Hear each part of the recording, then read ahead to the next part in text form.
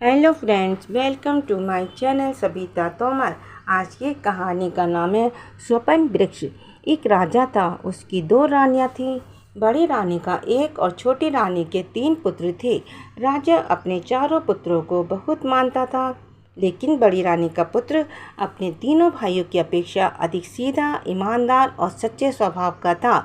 इसलिए उसके प्रति राजा का स्नेह कुछ विशेष था। तीनों भाई इसी कारण उससे ईर्ष्या करते थे। एक रात राजा ने एक अद्भुत स्वप्न देखा। स्वप्न में उसने एक पेड़ को विचित्र ढंग से उगते, बढ़ते और बड़े पेड़ का आकार लेते देखा। पेड़ की जड़ और उसका तना चांदी के थे, सारी शाखाएं सोने की थीं, सारे पत्ते हीरो से जड़े थे और फलों की जगह मोतियों के गुच्छे लटक रहे थे। पेड़ पर एक सुंदर तोता बैठा था। तोता जब प्रसन्न होता तो पेड़ खिला खिला रहता था। तोते के उदास होते ही पेड़ भी मुरझा जाता। राजा को उस पेड़ ने कुछ इस तरह से आकृष्ट कर लिया कि अगले दिन प्रातःकाल उसने अपने चारों पुत्रों को बुलवाया और इस अद्भुत लुभाने वृक्ष के विषय में बताते हुए कहा, तुम्हें से जो राजकुमार वैसा वृक्ष ला सकेगा उसे मैं अपना उत्तराधिकारी बनाऊंगा। इस काम के लिए उसने राजकुमारों को 2 वर्ष का समय दिया। छोटी रानी के तीनों राजकुमारों ने राजा से बहुत सारा धन लिया और वृक्ष की खोज में निकल पड़े। चलते चलते उन्हें एक ऐसा नगर मिला जहाँ सोने चांदी का काम करने वाले बहुत सारे कारीगर रहते थे। वे तीनों वहीं ठहर गए और कारीगरों से सोने चांदी का पेड़ बनवाने में लग गए। पिता से कुछ पैसे लेकर बड़ा राजकुमार भी भाइयों के पीछे पीछे आ रहा था। तीनों राजकुमारों ने मौका देखकर उसे कुएं में ढकेल दिया। संयोगवश एक चरवाहा पानी पीने के लिए वहां रुका। उसने कुएं में रस्सी डालकर राजकुमार को निकाला। राजकुमार ने उसका धन्यवाद किया और अपने भाइयों की करतूत बताई। उसने अपने पिता के विचित्र स्वप्न के विषय में भी बताया। चरवाहे को राजकुमार से सहानुभूति हो रही थी। उसने बताया कि यहाँ से कुछ दूर आगे एक जंगल है। वहाँ एक साधु 6 महीने से समाधि में लीन है। उनकी समाधि अब टूटने वाली है। तुम उनके पास जाओ, शायद वे उस पेड़ के विषय में कुछ बता सके। कई दिनों तक चलने के बाद राजकुमार जंगल में साधु के पास पहुँचा। बहुत दिनों से समाधि में लीन रहने के कारण उनके चारों ओर घास फूस का जंगल बन गया था। राजकुमार ने चारों ओर साफ सफाई की और प्रतीक्षा करने लगा। साधु की समाधि टूटी। वे राजकुमार की सेवा में बहुत प्रसन्न हुए और उसे एक वरदान मांगने के लिए कहा। राजकुमार ने सोने चांदी वाले वृक्ष की मांग कर दी। साधु लज्जित होते हुए बोले, ये तो मेरे वश में नहीं है। आगे दूसरे जंगल में मेरे गुरु हैं, वे शायद तुम्हारी सहायता करें। राजकुमार लंबी यात्रा के बाद दूसरे साधु के पास पहुंचा। वे 1 साल तक सोते थे। राजकुमार उनकी सेवा करता रहा। जागने पर साधु ने प्रसन्न होकर वरदान मांगने के लिए कहा। राजकुमार ने उनसे भी वही वृक्ष मांगा, लेकिन इन साधु महाराज ने भी खेदपूर्वक अपनी असमर्थता जताई। राजकुमार उदास हो गया। साधु ने उसे धन्यवाद देते हुए कहा, आगे के जंगल में मेरे गुरु हैं, उनमें देवी शक्ति है, वे अवश्य तुम्हारी मदद करेंगे। तुम उनके पास चले जाओ। राजकुमार आगे बढ़ा। घनघोर जंगल में भटकते भटकते अनंतः उसे तीसरे साधु महाराज भी मिल गए। वे भी राजकुमार की मनोकामना पूरी नहीं कर पाए, लेकिन उन्होंने उसे तरकीब बताई। सामने के मंदिर की तरफ इशारा करते हुए उन्होंने कहा, उस मंदिर के देवता की पूजा करो। देवता प्रसन्न होकर तुम्हें एक मणि देंगे। वे मणि तुम्हें पाताल लोक ले जाएगी। वहाँ ढेर सारी परियां रहती हैं, वे ही तुम्हारी मनोकामना पूरी कर सकती हैं। राजकुमार ने वैसा ही किया और उसे मणि मिल गई। मणि के सहारे वे पाताल लोक पहुँच गया। देवता की मणि देखते ही प्रहरियों ने द्वार खोल दिए। उस दिव्य लोक में कई परियां थीं, जिनके अलग अलग महल थे। पहला महल चांदी परी का था। वहाँ सब कुछ चांदी का बना था। एक बड़े कमरे में चांदी परी सिंहासन पर बैठी थी। उसने राजकुमार का स्वागत किया और बोली, मैं तुम्हारी ही प्रतीक्षा कर रही थी। राजकुमार ने आश्चर्य से कहा, मैं तो अपने पिता की इच्छा पूरी करने के लिए यहाँ तक आया हूँ। तुम्हें तो मैं जानता भी नहीं। अपनी कुछ विशेषता बताओ। चांदी परी ने कहा, मैं जब चाहूँ चांदी की जड़ और चांदी के तने वाला पेड़ बना सकती हूँ।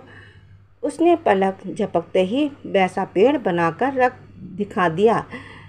राजकुमार ने चांदी परी से कहा, तुम मेरी प्रतीक्षा करो, मैं बाकी परियों के महल भी देखना चाहता हूँ।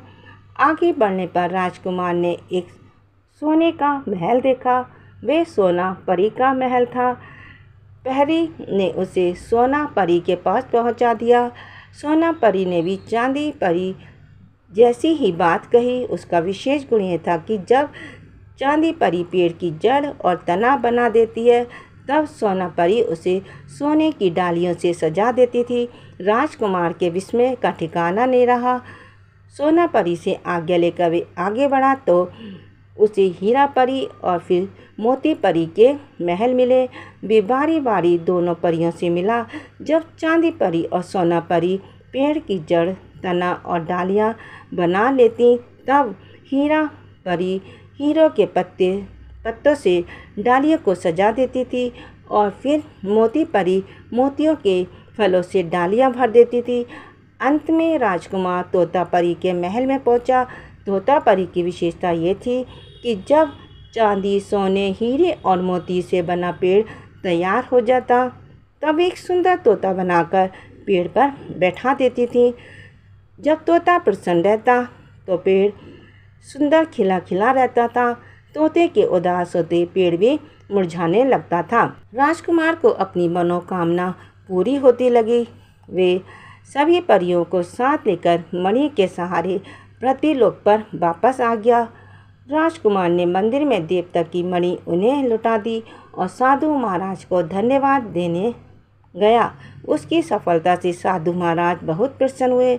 उन्होंने राजकुमार को एक लाठी और एक रस्सी दी, जिससे ज़रूरत पड़ने पर वे रास्ते में परियों सहित अपनी भी रक्षा कर सके।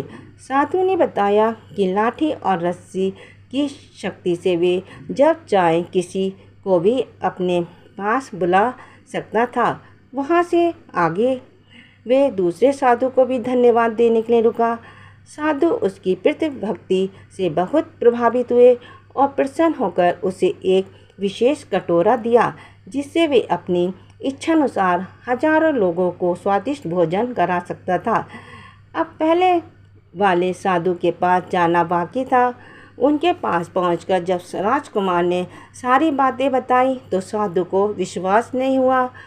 उन्होंने सोने चांदी का बना पेड़ देखने की इच्छा जताई। राजकुमार के परियों से कहने भर की देर थी और पेड़ बनकर तैयार था। साधु की आंखें चकाचौंध हो गईं। उनके मन में लालच उत्पन्न हो गया। उन्होंने राजकुमार को आज्ञा दी, सभी परियों को यहीं छोड़कर तुम यहाँ से चले जाओ। राजकुमार को विवश होकर उनकी आज्ञा माननी पड़ी। कुछ दूर जाते ही अचानक उसे रस्सी और लाठी की याद आ गई। उसने दोनों से कहा, सभी परियों को साधु से छीन कर ले आओ। कुछ ही पल में सभी परियां राजकुमार के सामने थीं। राजा ने वृक्ष लाने के लिए राजकुमारों को 2 वर्ष का समय दिया था। वह समय भी जल्दी ही पूरा होने वाला था। राजकुमार जल्दी जल्दी आगे बढ़ा। संयोगवश रास्ते में उसे उसके 3 भाई मिल गए। वे सोने चांदी का पेड़ बनवाकर राजमहल को वापस लौट रहे थे। उन्होंने चालाकी से राजकुमार से सारी बातें जान ली। उनकी नीयत फिर खराब हो गई। चलते चलते उन्हें रास्ते में वही कुआं मिला। उन्होंने धोखे से राजकुमार को उसमें धकेल दिया और परियों के साथ राजमहल में वापस आ गए।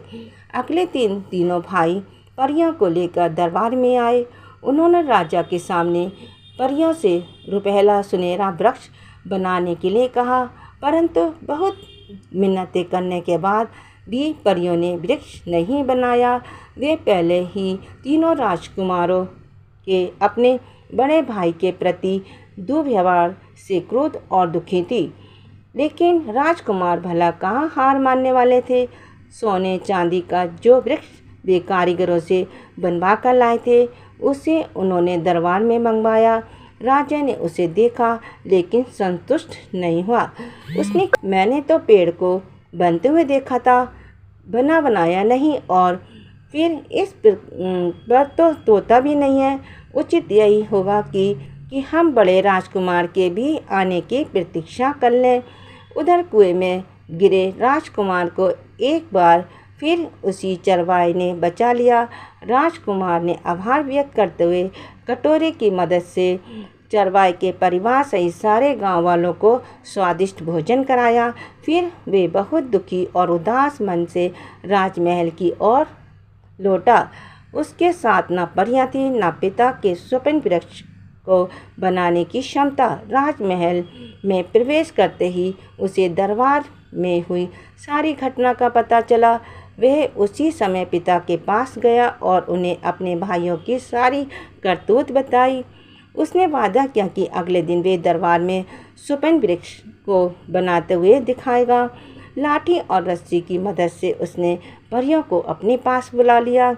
अगले दिन वे उनके साथ दरबार में आया। परियों ने राजा के सामने रुपैला, सुनहरा, हीरा, मोतियों जड़ा पेड़ बनाया। अंत में पेड़ पर सुंदर तोता भी आया। राजा प्रसन्नता से गदगद हो उठे। उन्होंने राजकुमार को अपना उत्तराधिकारी घोषित कर दिया। प्लीज़ मेरी कहानी को लाइक कीजिए, शेयर कीजिए, सब्सक्राइब कीजिए, कमेंट कीजिए। Thank you.